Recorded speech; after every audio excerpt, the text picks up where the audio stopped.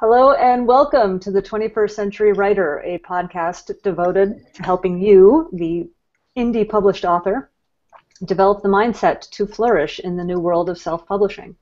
My name is Diane Patterson. I'm a novelist and blogger, and with me is my co-host. I'm Hannah Steenbok, a German author and coach. And with us today, our very special guest is Susan Kaye Quinn. Susan is the author of a number of novels, and from what I could see on Amazon, they were primarily science fiction novels. I hope I have this correct. Yes. She also has written a couple of nonfiction books aimed at the indie author.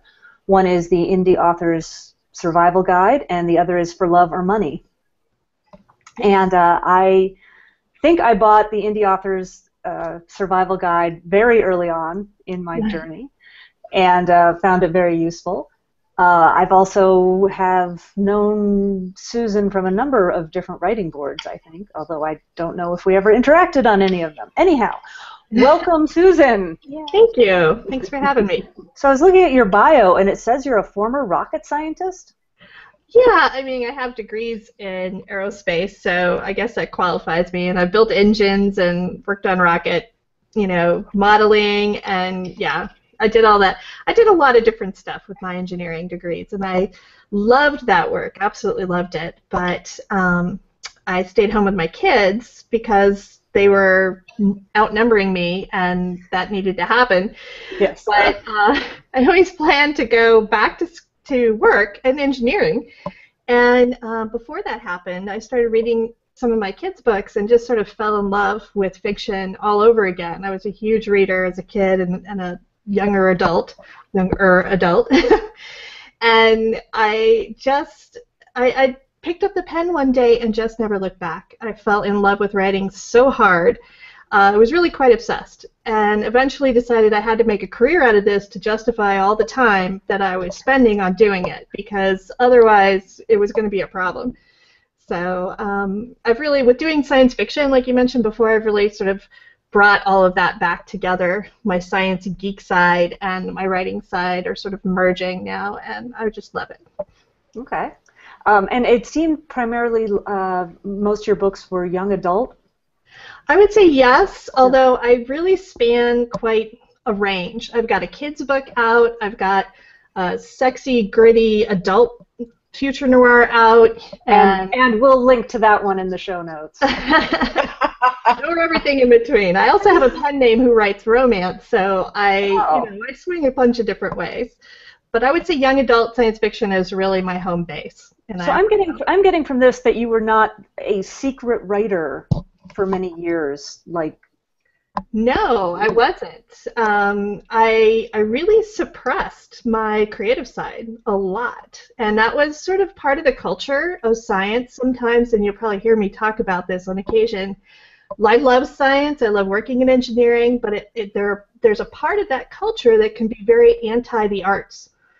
And I sort of bought into that and allowed that to sort of suppress this whole other side, because I did writing when I was a kid. I did poetry and had a serial going that I would pass around in notes to my friends and stuff like that. Huge reader. But somehow I allowed that part of myself I wanted to be serious. I wanted to be taken seriously. And so I focused on doing that. And it wasn't until I got to be older and didn't give as much of a care in the world about what people thought of me that I could allow that to sort of come back out again and really embrace it. But it was a struggle for me. It was a very personal transformation becoming a writer. And so when did this writing start for you? About 6 years ago. Okay, so right a little before indie publishing took off. Oh, definitely before. I was very much on the traditional publishing path. I started out writing children's books and cut my teeth there, not publishing but writing, and then published young adult and moved into that genre. And I was really, my first book went through a small press, so it was very much, and my second book was querying and was headed out in a bunch of agent hands, and they were very excited about it, right when indie publishing sort of hit the mainstream. And that's when I looked at it and said, you know what, that really is a lot better fit for me than this endless treadmill of waiting and being rejected, and with books that I knew were selling, and the agents were telling me, oh, well, the market for paranormal has gone soft, we can't sell that anymore. And I'm like, are you out of your mind? They're like at the top of the charts. What reality are you existing in? And so I took a hard look at what people were doing, and there were some breakout successes, but there were also some very mainstream successes starting to hit, especially in young adults. So those were some of the early breakouts. And said, you know, this is really a good fit for me personality-wise. I'm going to give this a try and see if I can make a go at it. And I've never looked back. It is such a great fit for me personally, but I've also, you know, been successful at it, and now I could justify my obsession pretty well. So it's all good. Well, we're doing mindset thinking on mindset work and how to get into the mindset that you need to be an indie author. And I think the name indie author already says a lot about it, because you really are responsible for your own career. And while you can outsource a lot of the work, except the actual writing, it's still basically your business. You have to choose who to work with. You have to choose how to advertise and promote. You have to choose your genre categories. You have to make all these decisions on your own. And has that come easy to you? Yeah, actually, that part was no-brainer for me. My mom has always had her own business. I've always wanted to run my own business. Which is really odd, because I went to work for NASA, which is like the extreme opposite of having your own business. Go work for this big government thing that was really slow. And then when I wasn't working for NASA, I was working for other big corporations or government entities, and it really was an unfulfilled dream of mine in many ways. So that part was not difficult. And I kind of look at, when we talk about mindset, I kind of look at several different levels that you go through when you're an indie author. When there's the first one where you have to embrace that this is all about your business and take responsibility, just as you were saying. You know, I'm the publisher. I have responsibility for the cover. This is all coming back to me and reflecting on my name up there in 36-point font on the cover, right? So that's the first part, and I actually didn't have a hard time with that. The next level I think that you get to is once you're in there, once you've said, yes, I'm going to do this, I'm going to put my full back into it, you know, and it's a small business and you're all excited, then there's this level where you're like really inundated with the business and very close to the market, and there's this pressure to constantly be working and constantly be producing and doing superhuman feats as an author and a publisher and everything, and I think that pressure can burn people out. Yeah. So I think part of the mindset is, and I talk about this a lot in my For Love or Money book, about learning how to keep the joy in your writing. The whole reason why you got into it in the first place is probably not because you wanted to be a small business person. Even if you love that part, you know, that's probably not why you're doing it. And so you want to make sure you balance that artistry with the business. You can't neglect either side. But the balance part is really hard for people to sustain, and to feel like it's okay. It's okay to write a book that doesn't sell, and maybe it's okay to write a book that does sell. You know, like you're specifically going to write something to the market and really try to actually, you know, make some money. That's okay. So there's a lot of other issues once you get into that first leap of embracing it. That's hard for people, but it's like not rosy after that. There's a lot of other issues you tackle along the way. So. Yeah, I love the book for Love or Money. I read it a couple of weeks ago, and I really love the way you explain the need for the balance of either, you know, hopefully mixing both in one book that you love and that hits the market well. I mean, that's the ideal, but if it doesn't happen, to have both, to write what you love and to give yourself permission to write to the market and enjoy that. I mean, right. And not I love how you do it.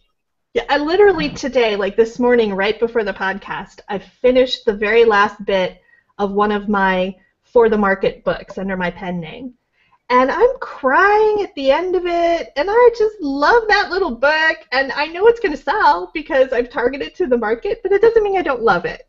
I really do. And, it's fun to be able to do something like that where you can enjoy it. It doesn't have to be, your ultimate novel that fulfills every part of your being, right? But it can be fun, and you can enjoy it. And then knowing it will sell is also another aspect of having it being rewarding. So it's all good. It's all really good. So there's two very distinct phases at the beginning of an indie author's career. I think there's the, what am I doing? La la la la la. And then there's, okay, you sort of get it, you sort of have an idea of what's going on.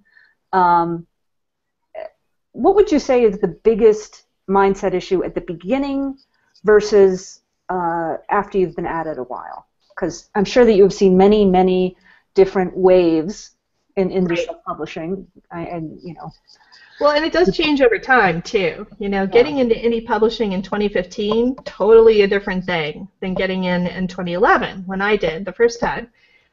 Because there's podcasts like this. There's books out there you can follow. There's so many people that have followed that path ahead of you. So you really get a leg up. You really can learn from their experiences. I'd say the biggest thing I hear from beginning authors or beginning publishers, first getting into the indie pond, is that they're just overwhelmed and they're terrified. They're just convinced that they're going to make some critical error and it's going to doom them for the rest of their lives. And that it's all going to fall apart and be a terrible disaster. And I mean, there's really apocalyptic thinking that goes along in the beginning because it is huge and it feels so personal. And so I would say to them, really, you're okay. If you're struggling with a choice, like I don't know if to do A or B, probably really doesn't matter which one you do. Pick one and then learn from your mistakes. Be okay with making mistakes, but get out there and try stuff. Do it. And then you'll know, does it work or did it not work? And it's never too late to reboot. I mean, I feel like I'm rebooting with every new series that I start because it's a new market, it's a new book, there's going to be new readers, it's a new chance every day. So you're not going to make a critical error that's going to doom you forever. So once you get past that initial terror, because you've done it a few times and you've survived, then I think the biggest challenge is in mindset is a lot of what I talked. I mean, that whole book For Love or Money came out of things I was hearing from veteran indie authors. People had been in the business for years, but they weren't making as much money as they were in the beginning, or they could make money, but they couldn't do it with the books they loved. It felt like they had to target the market, and they didn't want to do that. And they were just burned out. They were just flat burned out because they were working 24/7 for years on end. And so I talk a lot about those issues, how to have balance, how to be in it for the long haul, how to build a career. And the amazing, fantastic thing about indie publishing is you can really craft the career that you want. It's so much is in your control. But we don't want that. We want to have someone tell us what's the answer. Tell me what the right thing to do is. So taking responsibility for no, actually I'm in charge of my career. Yeah. And I can make the choices is really hard sometimes. And but it's very empowering once you decide to embrace that. So I have a couple of writer acquaintances who actually are not pleased with indie publishing because they think that they read the market, they wrote to market, and then they're not making any money. Uh-huh. And they're like, I've heard that a lot too, yeah. What is that? I did what I'm supposed to do. What's wrong with these people that I'm not, driving my Lamborghini yet? Right. What do you say to people like that? I'd say you obviously didn't write to the market is my answer to that. And I mean, that sounds really harsh, okay, but it's blatantly true. Because if you had actually written to the market and written the thing that people wanted to read, they would read it. It's not like there's, some demon out there who is now blocking you. No, you will not succeed. No, it's the market is really anonymous, and they don't give a care about you. It's a hard truth. The market doesn't care about you. Market wants what it is. Don't you think there's market for most books, and it's basically fixing the description, fixing the cover, making it very clear that your book is part of a certain subgenre, and sort of grooming a book that exists for the market it's supposed to go to. I mean, I know these are typical mistakes, and veteran authors should not make them, but I suppose that's probably a mixture between writing a book that was supposed to be aimed at a market, sort of missing that target market, and then not adjusting the marketing to the market that the book would actually talk to. Yeah, that is possible. It could be you have a great book that's perfect for the market, but you haven't packaged it well. And so the market can't find you because it doesn't know what's inside. That's possible, and everyone likes to think that that is the problem. And it's usually it's usually not, because the market actually is really good about getting past your really poor marketing and finding your book anyway. It really is. They will. There are things that sell, and I'm like, oh my God, how does that sell? Well, when you really break it down, I'm like, oh, okay, yeah, they targeted the market. It just didn't look like it. It looked like a piece of crap, but actually they hit the things that they had to hit. So we want to think, and you absolutely should do good packaging. Okay, don't hobble yourself by doing bad packaging. Figure that out. In fact, I was just making a note this morning again on my market targeted book. I was looking at my description, and I'm like, that description really just isn't good enough.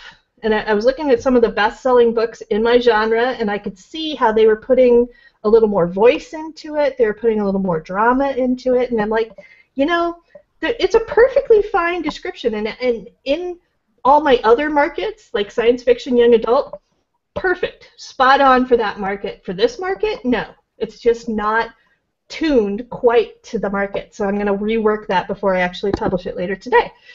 So having an eye for it and your marketing, definitely do that. But the harder thing for people to adjust is not the description or the cover. Those are easy to fix, really easy to fix. The harder thing to fix is your book.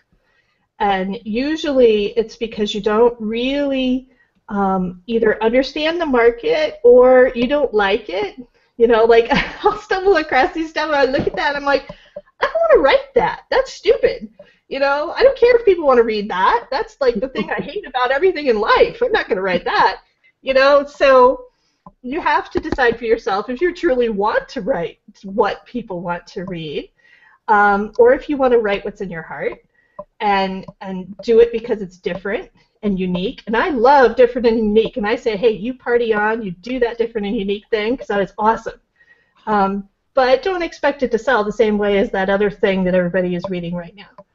And that's really, and dealing with that sort of fact of life is really hard for authors because we take it very personally. Well, the world doesn't love my idea of what I should write. And, well, the world is what the world is. The world would not be as wonderful a place if it didn't have all of us unique people in it, contributing to the diversity of stories and bringing out the true art part of what we do. So please do that. Please continue to create your art because the world needs that. The world doesn't necessarily reward that with money all the time. Sometimes it will, and sometimes it won't. But it has nothing to do with you and your art. And really embracing that and remembering that is really hard for people to do. It's hard for me to do. I still struggle with it every day. I wrote the book partly as therapy to help myself, remember these things. This is what's important. So I hope it helps other people too. Okay, so one of the things that I know I have a problem with, and I think other writers have a problem with, is I want to find out what's going on with other indie authors. I want to hang out with them. I want to say, hey, I'm doing such and so. But man, most of the places I'm going these days, and maybe this has always been true, but most of the places that I go, it is just doom and gloom. As Really? far as the eye can see. I had to drop most of the places that I was going because I couldn't take it anymore. Right. That's unfortunate. You need better groups. You need better friends, because we're writers, we're dramatic. I tend to be a little bit less dramatic because I have this sort of engineering background, so I'm kind of like this real nerdy person in the background. But I get that. I get that we're very emotional people. We put all of that into our work, and so we're going to be like, oh my God, the sky is falling, when things are not quite perfect. Yeah. And it's that emotional roller coaster. You need to protect yourself, right? Find your people who are at the emotionality level that you can handle and that positively impacts your life. The doom and gloom that's out there, I think a lot of it is not. I don't want to tell people that their feelings are not appropriate, okay? Because your feelings are your feelings. But I think that the market is not going anywhere. People are still selling books. There's a lot of people selling books. There's a lot of people making a lot of money. If it's not like some amazing thing where you can make $20,000 in a month after month, okay, maybe that's true. Maybe that's the market adjusting. That's going to happen too. It doesn't mean you can't make a living at it, and it doesn't mean that you can't keep writing. All of those things are still, the fundamentals are there. The market fundamentals are not going to change.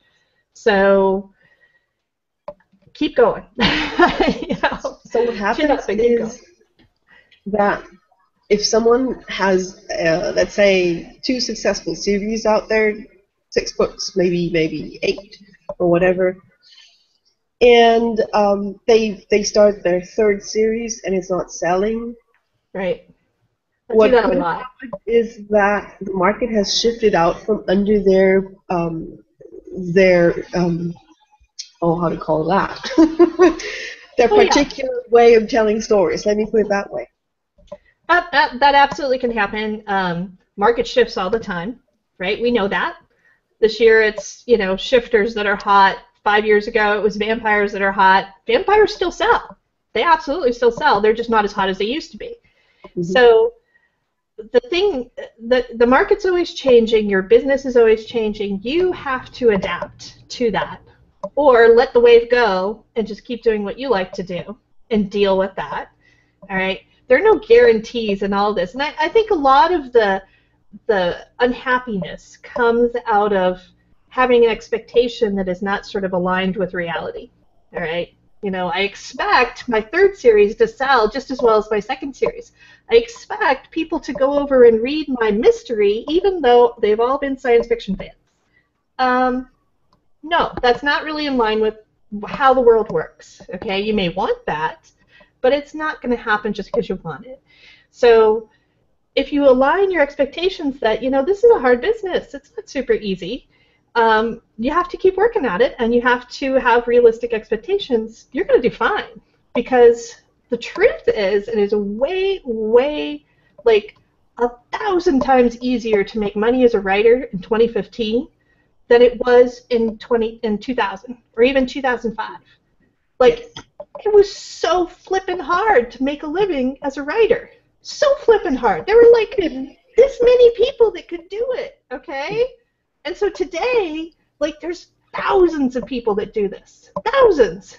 And we're like, well, what do you mean my 3rd series doesn't sell as fast as well as my 2nd series? It should be just the gravy train should just keep rolling. Okay, that would be awesome if that happened, but let's have a little perspective that it's really still new that we can do this at all, and everything's still shifting around, and the rules are still settling out, and the market's still changing. So, deep breath. The readers are still figuring it out. I mean, so many readers are only now starting to discover that there's a lot more out there than their old favorite author published by one of the 5 big publishers. Oh, yeah. And to be able to find them in a bookstore. The indie authors are not in bookstores, so people are discovering. I believe, and in Germany, we're 2 to 3 years behind the wave in the U.S. Yes. People are just now finding out that there's a world of authors out there that are not in bookstores. Right. Well, and there's authors that there really are kind of two worlds. Like even in science fiction, there's sort of the people who've been publishing in science fiction for decades, and then there are people who've gotten into the business here recently. And those two sets of authors have very different perspectives about what the market is and how you succeed in it, right? Oh, I bet. So, so these guys are still providing what's been around for decades, except that their little part of the pie keeps shrinking. There's less and less bookstores, there's less and less contracts, the publishers aren't taking risks anymore on things unless you can hit it out of the park every time. If you're Brandon Sanderson, you're great, but if you're like some new guy or even some guy who's been publishing a few things for a decade, you're struggling. You're struggling to find. I know an author who did well in fantasy and science fiction, and she's been basically dropped by the publishers, and she's now starting to work as an indie author. She tried a couple of Kickstarters to get an advance. Basically, she's really struggling hard to adapt to the fact that publishers are no longer signing her up, and she's been in the business for 30 years. Yeah, so, I think it's hardest for people. It's hardest on the people who've been doing it in one mode, and now, you talk about the market shifting where your third series doesn't sell as well as your second. Talk about the market shifting from where I had a publisher doing everything for me for decades, and now I can't sell any books. What is that? And so those people, but what's going to happen, and what's already happening, is those people will bring their readers over to the indie side. They'll be like, hey, why haven't you written any books? Because they do have a fan base. And they'll be like, hey, I'm going to do a self-published book because, reasons. And then the fans will be like, oh, well, okay, they're doing a self-published book. That must not be such a bad thing after all. Maybe I can actually try that. So the whole thing is still just really in play. And there's a lot of movement going on. So you're optimistic. You're telling people, keep writing, keep putting out your books, keep an eye on the market. Don't write completely aside of the market unless you don't expect to make money from it. Keep an eye on the market and just keep a leg in it so people can find you and read you and discover that you're an author with an exciting story. And keep the joy in writing. I have to admit, I'm rediscovering the joy in writing quite massively in the past 6 months. Great. I started writing in 2000. Podcast for that, by the way. Yes. I said I'd like to thank this podcast for that, since we've been doing it for about 6 months now. Yeah, and it really has, I think it has catapulted us both into a different level of writing. I started in 2000. I got myself an agent in 2000, I don't know, 3 or 4, which was considered a stroke of luck. Right. And they told me I wrote awesome young adult fantasy in Germany. And they didn't sell a single book. They didn't give me feedback. They didn't give me editing suggestions. They didn't sell a single book. And, obviously we were doing the usual agent contracts. I didn't pay them anything either. Right, but still. But we dissolved the contract in 2010 because it never got anywhere.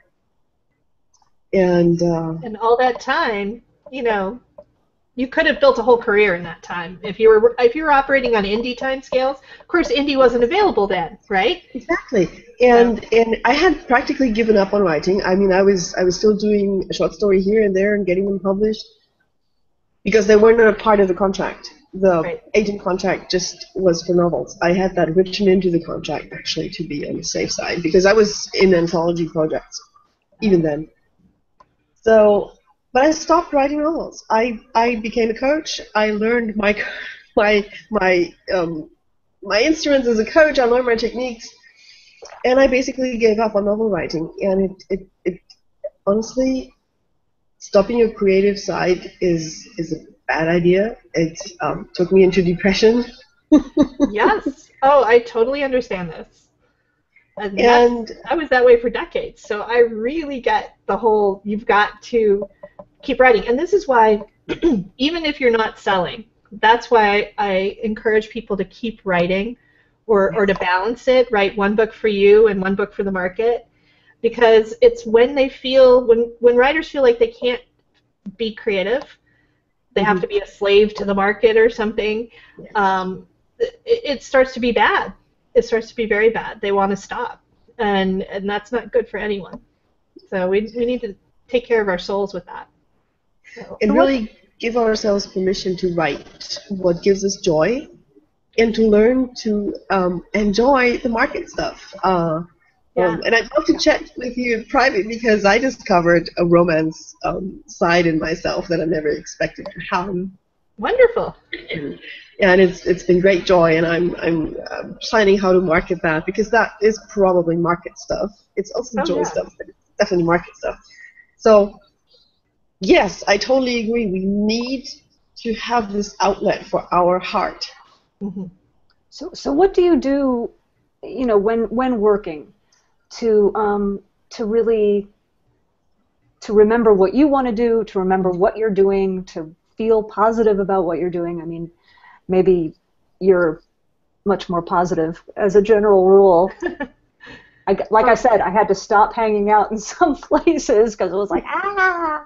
Oh yeah, protect yourself from those negative influences. I do that a lot. If something is too toxic for me, I'm just like, sorry, you're not a part of my life anymore, because I just can't. I can't be around that a lot. So I have to protect myself, and I'm a natural optimist. But all that being said, all right, I just enjoy the heck out of what I'm doing.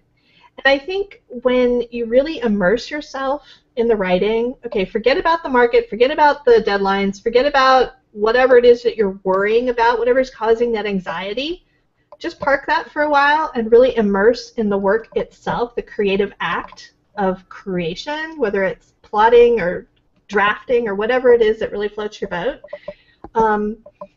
It's an automatic sort of refilling of the well, refilling of your creative soul kind of thing. It sounds very fluffy, but it's true. It's a real thing. And I've been recommending a lot this book called The Practicing Mind. I read it a few months ago, and it's all about how to be present in your work. And it's almost a meditative kind of approach where... That sounds very Buddhist. It is very Buddhist. It is very Buddhist. The guy who wrote it, he tunes pianos for a living, okay, and he's a musician.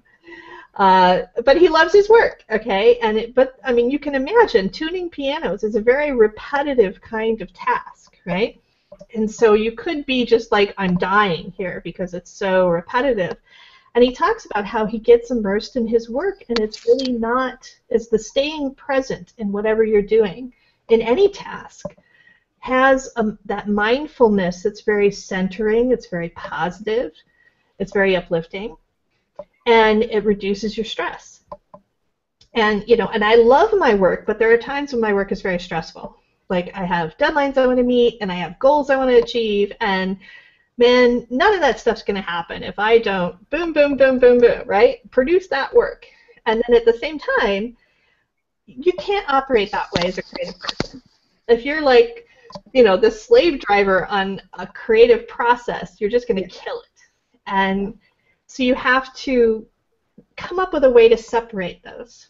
I'm going to be all business head for a little while, and then there's going to be my creative side that's doing creative work. Do you have any specific rituals or things that you do to get yourself into the required mindset of business or creative author? I wouldn't say that I have a lot of rituals per se, but rituals are great if those work for you, like playing a song or I used to make like a cup of tea or something, and that would take a few minutes, and it was like my signal that I'm getting into the mindset. I find that to be more of, how can I say this? I do okay with just saying, okay, now it's time, let's go, and going. Just because I've done it so much. But if I find myself being distracted, I will take a dance break and crank up some music and just dance for 5 minutes and then go back to it. And for me, actually managing the breaks is huge. Like if I stop and go play on Facebook, that's bad. If I stop and do email, that's bad. Because that's me seeking some distraction for my mind, and that will suck me in too much. So I do things that are very limited time, like dance to a song, get up and get some tea, go to the bathroom, go for a walk around the block. Those are things that take less than 5 minutes. And I know when that's done, it's time for me to come back and go back to work.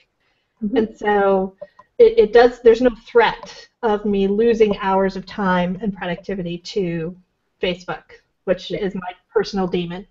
So I have to really watch that. I would definitely recommend reading The Practicing Mind, though. There's probably something I'm forgetting to mention in there, but he gives a lot of techniques about how to do exactly that. That's great. I've never heard of this one before. I wrote down the title so I can check it and we'll put it into the show notes. Perfect. So when do you meet with other writers in person, by the way? I do, whenever I can, actually. I have a regular writers group. It's like a once-a-month thing. And that's, we do work. We critique each other's work, but I go there mostly because it's fun.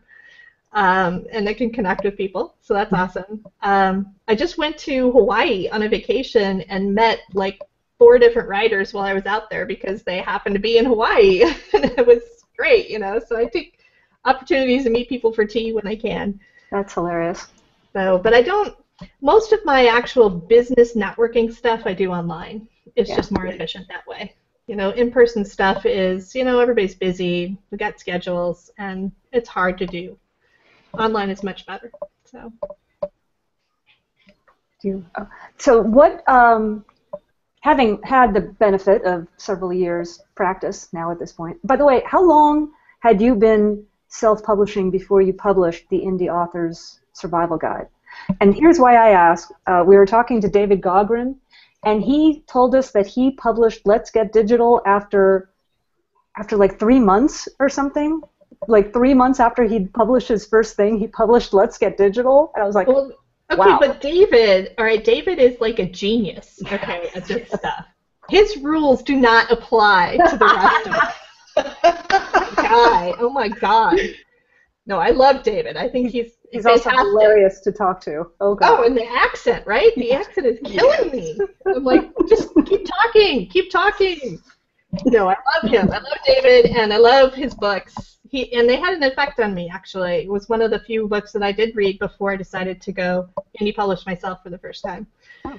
So I definitely credit him with booting me off my indecision fence post.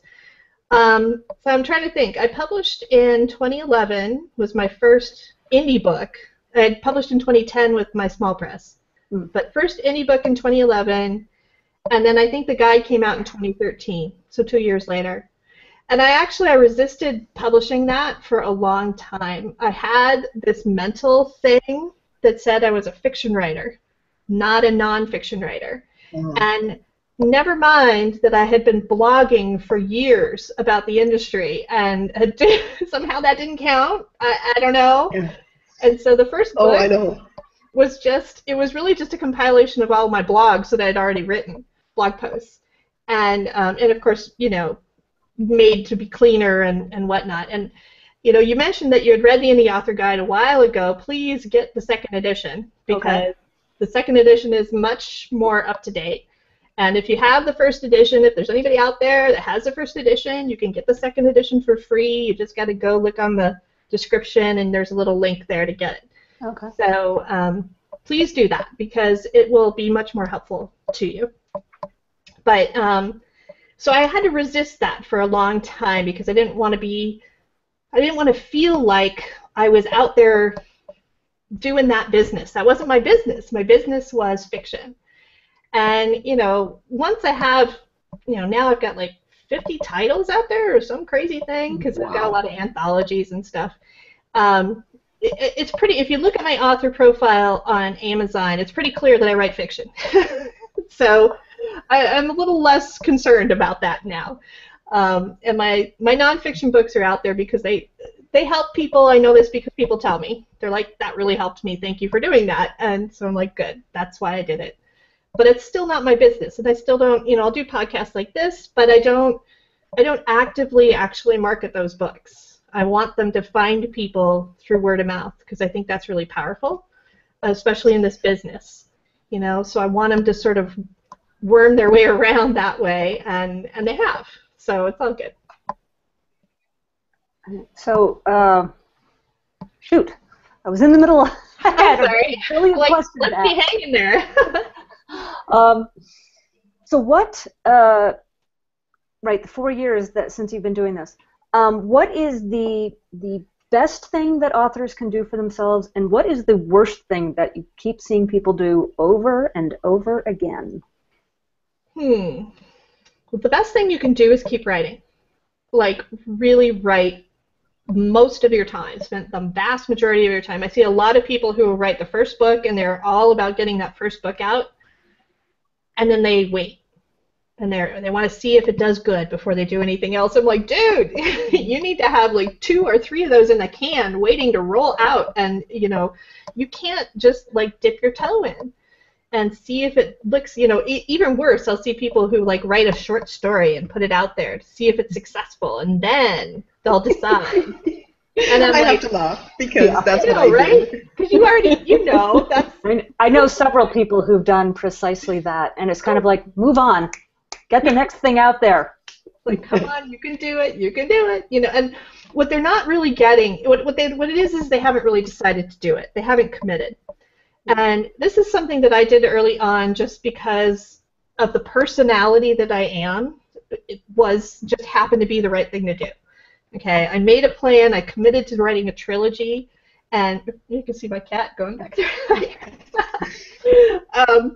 So I committed to the trilogy, and I was like in it for a year, and I was going to see, I wasn't even going to decide if the thing worked until I had the full trilogy out. And that was actually just exactly the right thing to do, because you can't really tell until you have a series out and see if it's successful. Now, in my case it was, and that was great, but if it hadn't been, then I could have said, okay, whatever I was doing there really didn't work. Why? And now what can I change and do it again? Because you're, as I said before, you're not doomed. You're never doomed. You can always reboot. And I've had people come to me and say, well, doesn't it hurt me that I had these books and they didn't sell? I mean, they were just terrible or whatever. And I'm like, nobody saw them. By definition, I know you didn't sell any books. I know one writer who's doing very well right now has removed several of her earlier books from sale. I mean, I guess they still show up if you look for them because she sold some of them, but so they no longer affect her author ranking. She just like, you're gone. Right. Which I guess is okay. I have heard that before, that if you have some low-performing books that they'll affect your author rank. Yeah. I honestly don't know if author rank means anything to anyone other than the author. I believe it does for bonuses. Okay. Yeah.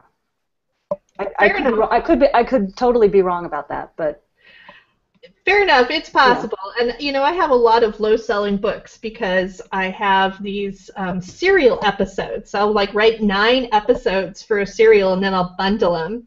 And the bundle will sell. While it's being published, the episodes will sell, but after that, nobody buys the episodes. They all buy the bundle, right? And I still have the episodes up there, but even though they don't sell very much, because they're pretty, and I like them. They've got these gorgeous little covers that I enjoy, you know? So I'm like, does it drag down my author rank? Maybe. I don't care. You know, so you have to decide what's important to you and what to worry about. Sometimes I make conscious choices that actually hinder my ability to sell something. And it's because of what the kind of career I want to have and the kind of interaction I want to have with my fans. You know, there are some things I will or won't do just because it's what I want to do and not because it actually has a positive effect on the market. So that's where I'm talking about that you get to decide what kind of career you want. Just be aware that there are consequences for your choices. Just like, I don't know, real life.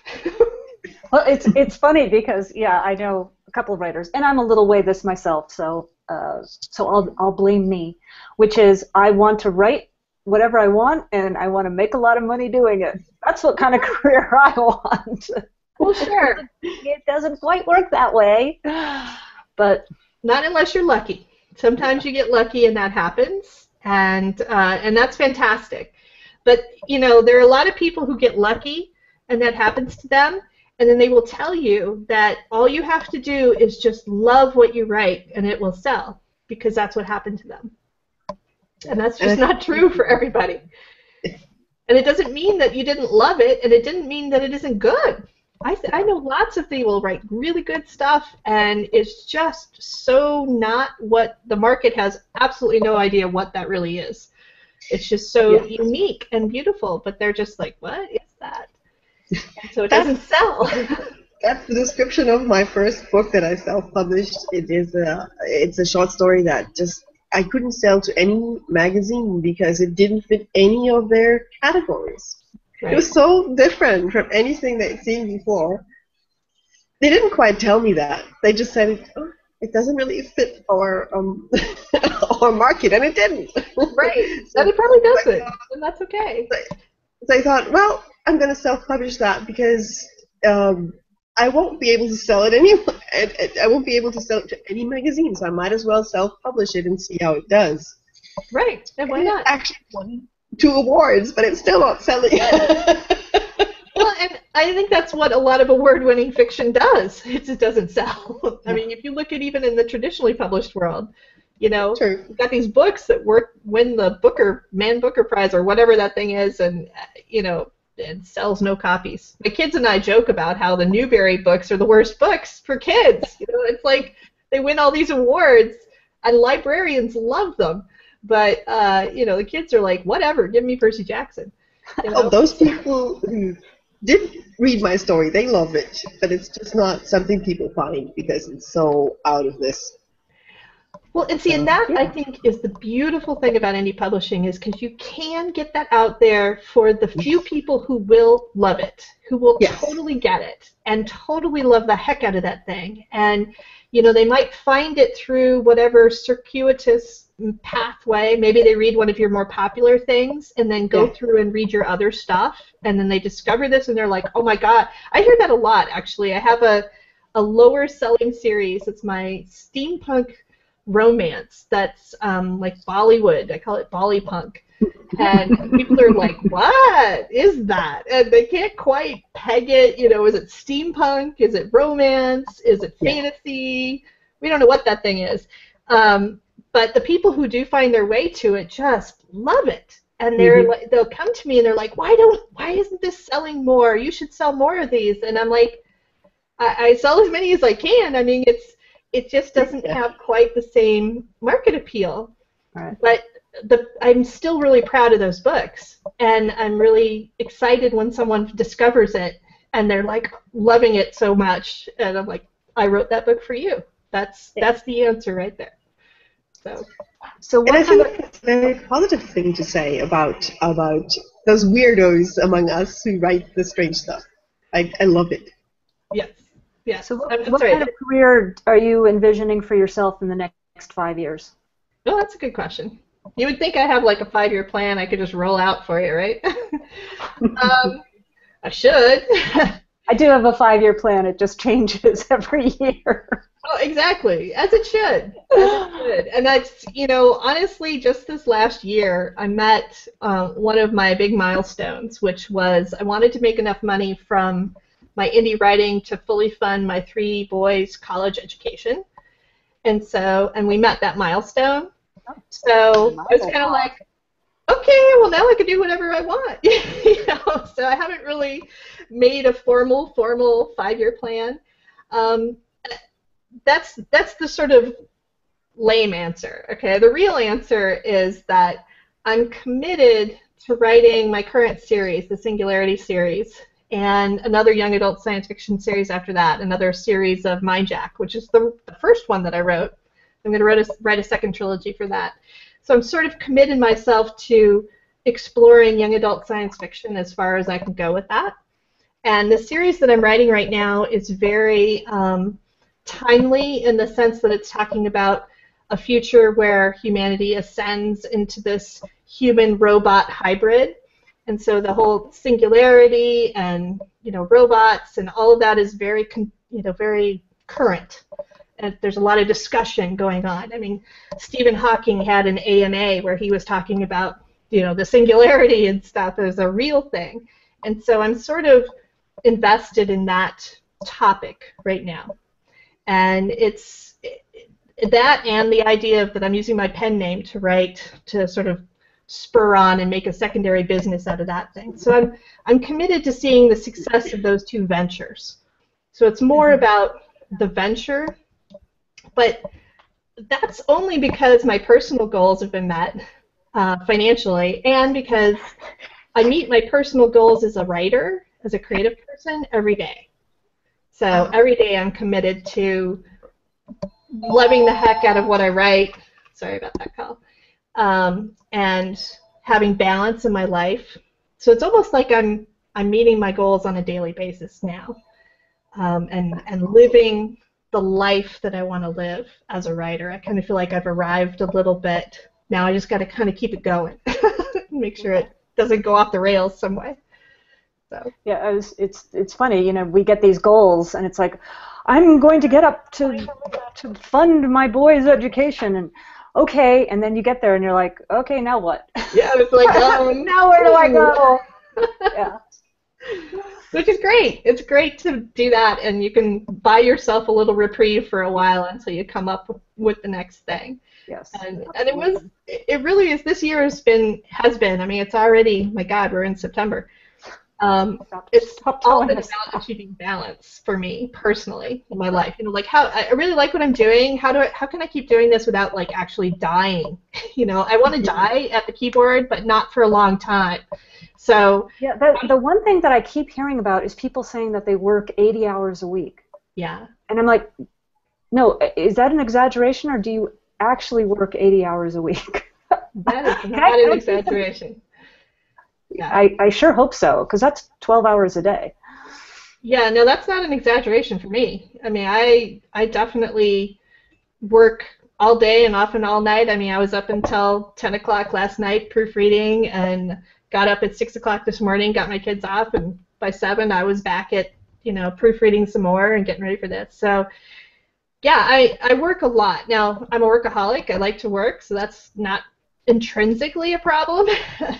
The part that, is a problem is when I don't do all the other things in life that bring me recharge and balance and, have it be okay to take off and go have lunch with a friend every once in a while, and not feel the pressure of the deadline constantly, because that will, it's not good for your health. So I need to get a little more balanced with taking care of my health and making sure I'm there for my kids. My kids, their college is funded, but that means they're going to college. Right. They're going to be gone. Yeah, I have a teenager in high school, sophomore, and it's kind of like, wait, it's just a couple more years. It goes so flippin' fast. So fast. And I don't want to miss any of it. And that's been true for me from the beginning with my kids. I've all been about being present, and then the writing came along and sort of took over my life. And it was wonderful, but I want to have that balance so I don't feel like I've missed out. Pursuing my dream and achieving is great, but I also want to have kids that are launched off in the world well. So of course, I still have a day job which pays my bills. Good. But when I come home and I start writing and start marketing, and sometimes losing hours on Facebook, it doesn't feel like work. Mm-hmm. So I get home, I have some downtime because that's just my biorhythm. I can't work in the early afternoon. It's just not possible. So I do my Facebooking then. And then I often write, and I have come to accept that I need a certain bedtime in order to function well. So I try to meet that. But yes, I often write up until that time, and it doesn't feel like work. It feels, because it's so joyful, it's addictive, and it's not anything that I would complain of doing. I mean, editing is harder, but just creating this content, it is so much fun. I could do it. I could probably do it for 80 hours a week without feeling like I work. It is, and there's a danger to that too, because you will do it for 80 hours a week if you can, right? It's like it's like crack cocaine. You're like, yeah, let's do that all the time because it's awesome. You know, it's like, well, no, actually, you can't do that all the time. So you have to build in that refresh time. A little less of a danger when you've already got your regular job, right? Because you'd go and you do something. But if you're full-time writers, people who go full-time with it, it is a danger that there's just 24/7, that's all they do. And you have to take a break. You have to pace yourself, but also just give yourself a mental break every once in a while to do something different with your brain, as much as you love it. Do you do that when you shift between books, or do you just focus on one book while you write it? This is something that used to make me laugh so hard because I would come into my writers group and I would say, hey, I finished a book. And they're like, great, you can take some time off. And I'm like, I've already started the next one. I'm like, what are you talking about? I'm not taking off any time. You know, so whenever works for you. I find that I can't actually stop. If I stop, I have a really hard time starting again. It's not that I don't love it, but there's a certain mode, there's a certain momentum to creative work that for me, I have to be doing some every day. Now, what that also means for me is that I have to do some break, some off time every day. And so I'm doing all of it every day, but it's not like I'm terrible at vacations. If I go on a vacation for a week and I'm not writing, I'm like, you don't want to know me then. I'm just kind of like not a happy person. I'm just like, no, really, honey, just give me an hour. Just give me an hour, and I'll be fine again. You know, it's like that for me. And so you have to figure out how you work. Each person has their own process, like really your own process. So whatever works for you, figure it out, tweak it. You know, push yourself a little to expand into those, you know, uncomfortable zones, but find what works and work it, and you'll be happy. So. Well, we have come up on the hour, and which marks the end of our podcast. I would like to thank Susan Kaye Quinn very much for coming to join us. This has been fantastic. This has been, my name is Diane Patterson, and I'm here with Anna Steenbock from Germany. Yeah, in Germany. And this has been another edition of the 21st Century Writer. If you have been enjoying it, drop us a line or drop us a review or rating on iTunes. And we hope to talk to you again soon. Bye.